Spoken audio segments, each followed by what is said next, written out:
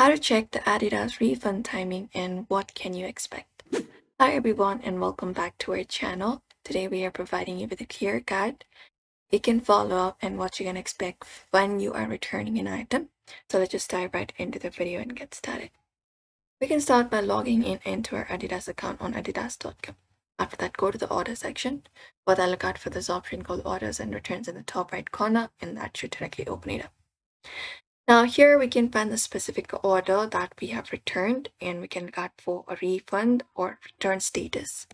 After you have found the order that you want to return, you can look out for a refund or return status such as pending, approved, or completed. And some reasons allow you to track your return shipment by the return level tracking number. You can just go over and look out for it. After Adidas receives and inspects your return item, processing at Adidas warehouse takes 3 to 5 business days, and the refund to your payment method depends upon the payment type. Total time from sending the item back to seeing the money, roughly 1 to 3 weeks depending upon your bank and location. After that, you should be getting or email confirmation when the return is processed and the refund is issued. You can check your bank or card statement a few days after the email. And that's it.